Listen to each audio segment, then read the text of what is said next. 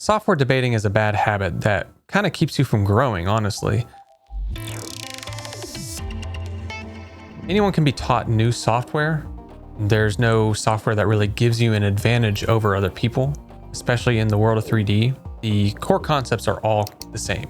So if you focus on understanding the foundational stuff, then it's a lot more easier to transition when inevitably you have to pick up a new software. So you might as well get used to trying out other packages like Houdini, Blender, ZBrush, Substance, Omniverse. You'll find online that there's definitely a lot of debate happening in this space. Unfortunately, it's one of several things that kind of puts you in a bad mindset that could potentially hurt your chances at finding work.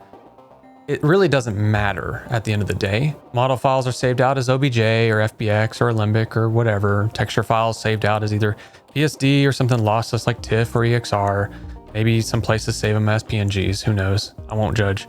All that to say that there are really three main phases to CG, regardless of what software you're in. There's the asset creation, the animation process, and the post-production. Each phase has departments within it that make up pieces to a larger functioning puzzle. The ins and outs are different between each one, but they can be flexible. You can achieve your deliverables out of any software you're in. A model coming out of Houdini, or out of Maya, or out of ZBrush after retopologizing, is still polygons. Software can't be better than other software because as a 3D artist, we are assigned a creative goal, and then we strive to achieve it regardless of the limitations.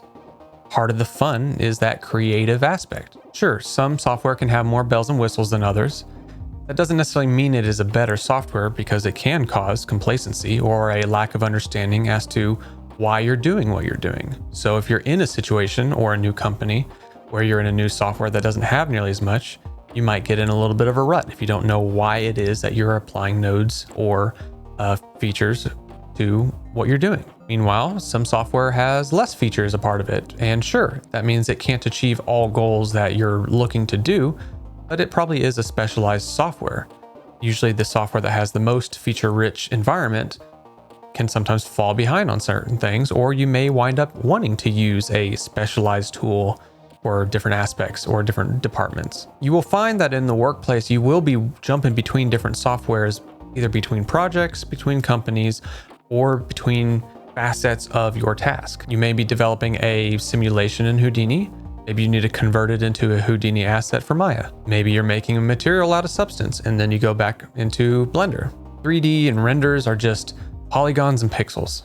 So let's all strive to learn new concepts rather than worrying about the software we're in, because it's not the software that is going to hold us back from our ambitions. Oh, and speaking of more important things than software, are your finances in order?